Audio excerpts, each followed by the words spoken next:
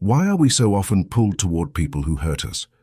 Why does sexual attraction sometimes feel less like love and more like an invisible force that takes over our mind and body?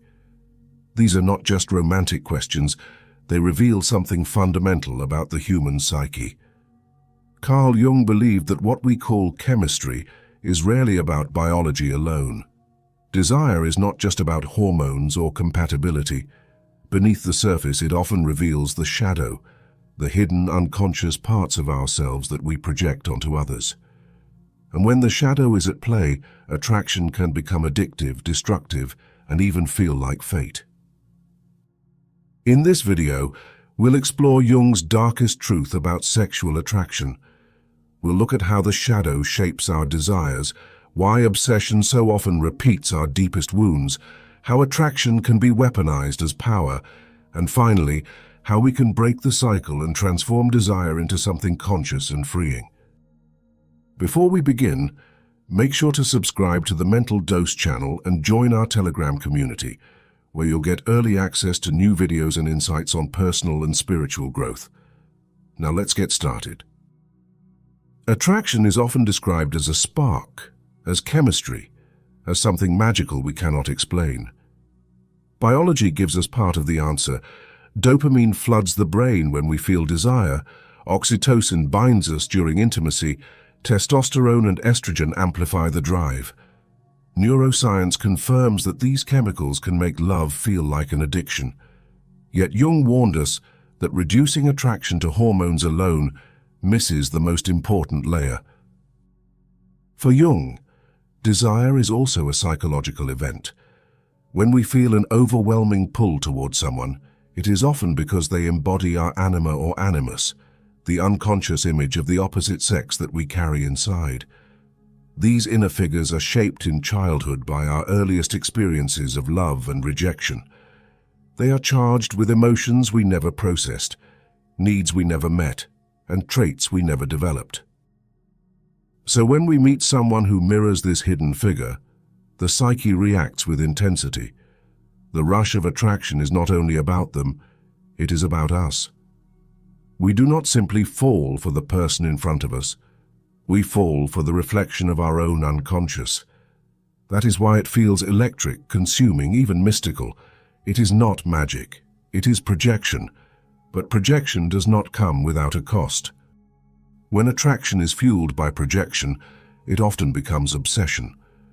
It bypasses logic and common sense. You may know that someone is emotionally unavailable, even harmful, yet the pull is irresistible. Freud described this phenomenon as the repetition compulsion, the tendency to recreate past trauma in the hope of rewriting it. Jung agreed, but emphasized that the unconscious does not seek happiness. It seeks wholeness. Take the man raised by a cold, distant mother.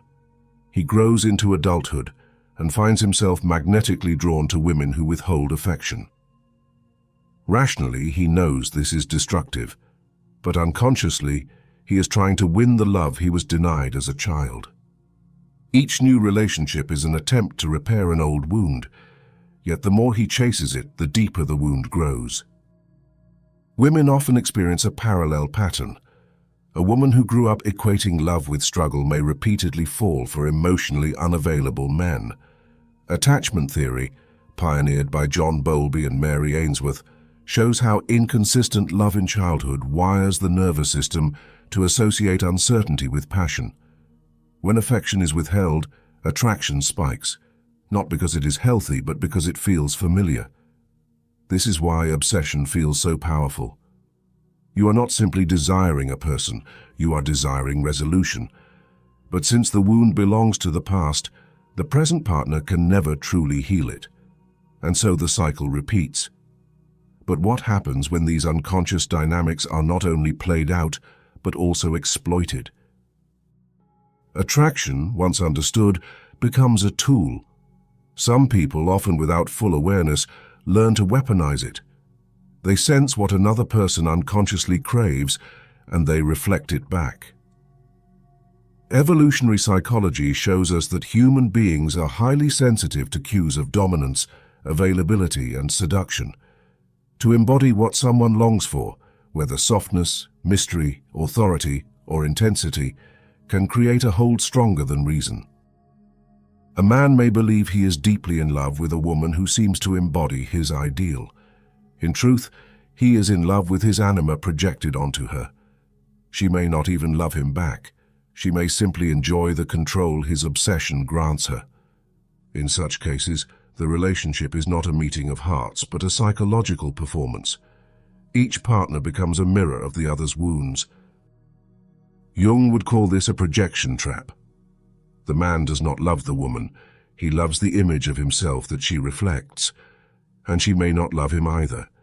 She may love the power of being desired, the sense of dominance that soothes her own wounds.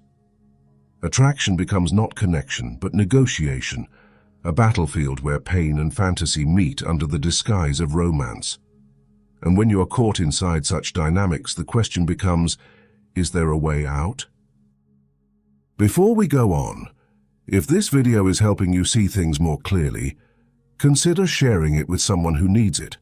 And if you'd like to support this kind of thoughtful content, you can click the thanks button below. Your support truly helps. Now, let's continue. Jung believed the only way out of these cycles is awareness.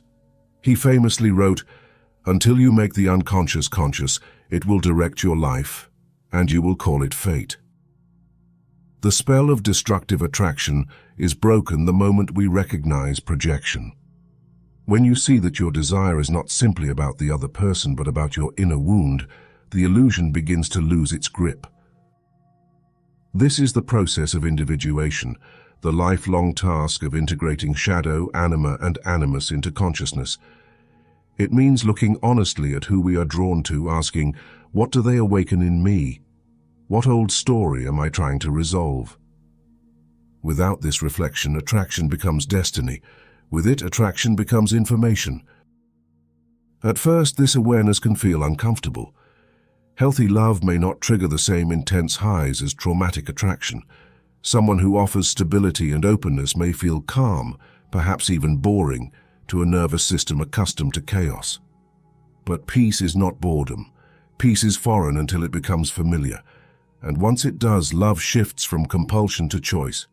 And that leads us to the final and perhaps most unsettling truth. The darkest truth about sexual attraction is this: you are not always falling in love with another person. More often, you are falling in love with your unfinished story. You do not attract what you want, you attract what you have not healed. This is why toxic relationships are so hard to leave. The pull is not to the person, but to the wound they represent. Desire becomes a cycle of repetition, an unconscious attempt to repair what can only be healed within. Until the wound is faced directly, it will disguise itself as chemistry, as passion, as destiny. But there is another path. Every irrational attraction is an invitation to awareness. Every painful relationship is a mirror of what still needs integration. Jung's warning was not to fear desire, but to question it. To ask, is this love, or is this my shadow calling? Am I drawn to this person or to the ghost of my past? When you dare to answer those questions, desire transforms. It stops enslaving you and starts guiding you toward wholeness. Love ceases to be a battlefield and becomes a conscious choice. And in that moment, the shadow no longer rules you. You integrate it, and you are free. Carl Jung showed us that desire is not always a gift, but sometimes a mirror of our deepest wounds. When you see this, you stop mistaking obsession for love and begin to choose with awareness. Now I'd love to hear from you.